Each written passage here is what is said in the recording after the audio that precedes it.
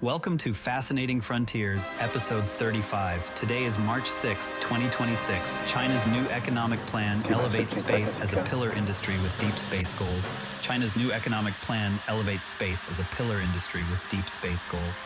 All right, let's dive right into that story because it's a big one. China has just outlined aerospace as an emerging pillar in its national economic plan, and according to SpaceNews, this blueprint is all about ramping up ambitions for deep space exploration. What strikes me here is how this isn't just talk, it's a strategic move to pour more investment into lunar and planetary missions, building on their recent successes like the Lanyu lander tests. By designating space as a core industry, they're signaling massive funding for innovations in propulsion and exploration tech, which could really shake up the global space race. Think crewed lunar landings and deep space probes by 2030. It's fascinating to see how this integrates with their economy, aiming to strengthen competitiveness on the world stage, and it makes me wonder about the ripple effects for international collaborations or even competitions.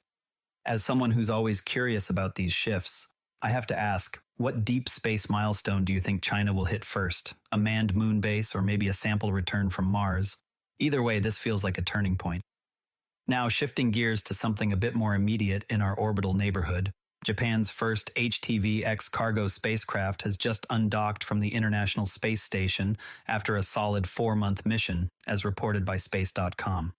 This vehicle delivered crucial supplies, but the real story here is the testing of its new capabilities, like potential upgrades in automated docking technology that could make future resupply run smoother and more efficient. It's exciting to think about how this paves the way for the next generation of cargo missions, especially as the ISS evolves and we look toward more autonomous operations in space. From an engineering angle, overcoming the challenges of precise undocking and re-entry demonstrates Japan's growing prowess in space logistics, and I love how it highlights the human ingenuity behind keeping our outpost in orbit running. Personally, it reminds me of those early days of space station resupply. Each step forward like this builds confidence for longer-term habitats beyond Earth. On a different note, let's talk about some stunning visuals from the Red Planet. ESA's Mars Express has captured detailed images of Arabia Terra, this heavily cratered ancient highland on Mars, courtesy of Universe Today. These shots aren't just pretty pictures, they showcase the impact history of the region, giving us clues about the planet's geological evolution over billions of years. What's particularly intriguing is the potential for past water activity. Those craters might hold evidence of ancient rivers or lakes, helping us piece together whether Mars was once more habitable. From a scientific perspective, this data refines our models of planetary formation, and it's a quiet reminder of how missions like Mars Express, chugging along for over 2 decades, keep delivering fresh insights without much fanfare. I find it reflective, Staring at these craters makes you ponder the vast timeline of our solar system and how Mars might still have secrets buried under that dusty surface.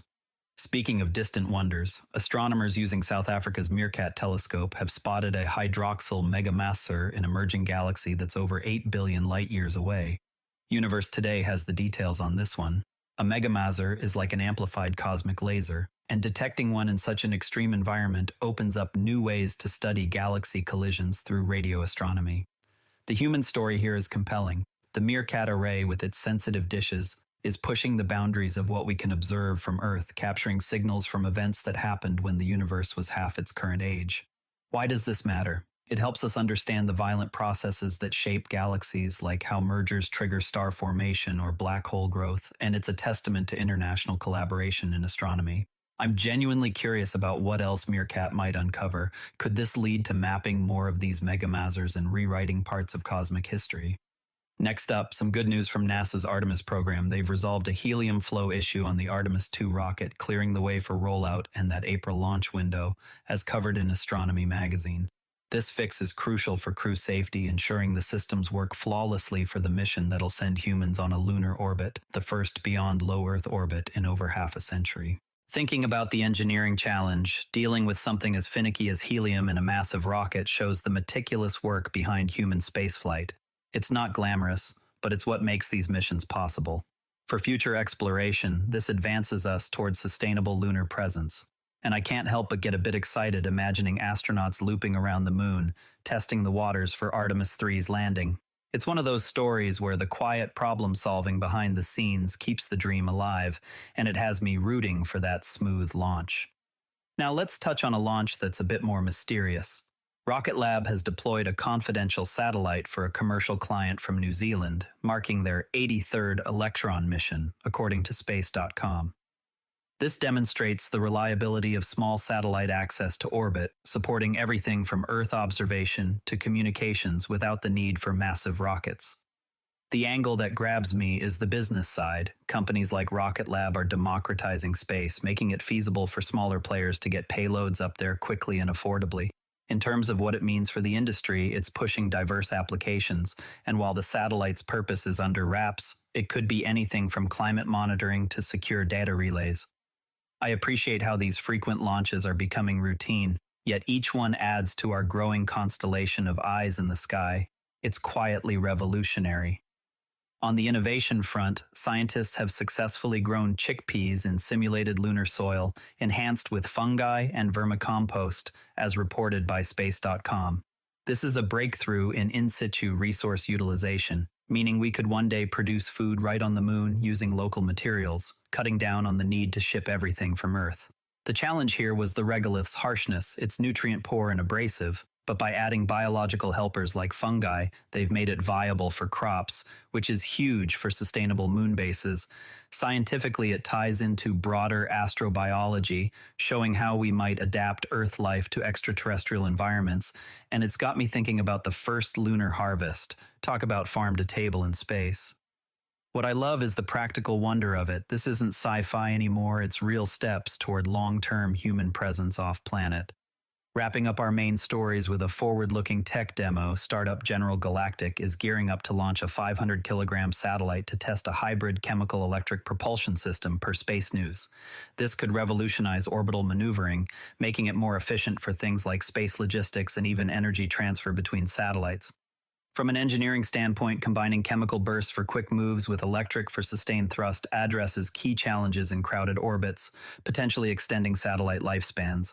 It's a startup story that highlights the innovation bubbling up in the private sector, and if successful, it might change how we manage the increasingly busy space around Earth. I'm curious to see the data from this demo. It could open doors to more dynamic space operations like on-demand repositioning without burning through fuel. Before we go, keep an eye on updates from NASA's Artemis 2 as we'll be watching for any final preparations leading into that April launch window next time. That's Fascinating Frontiers for today. If you enjoyed this episode, a rating or review on Apple Podcasts or Spotify really helps new listeners find the show. I'm Patrick in Vancouver. Thanks for listening, and I'll see you tomorrow.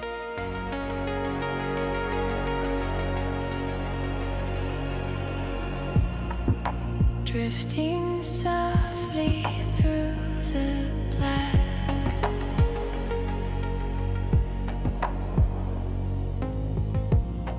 a million stars behind our back. The void hums low.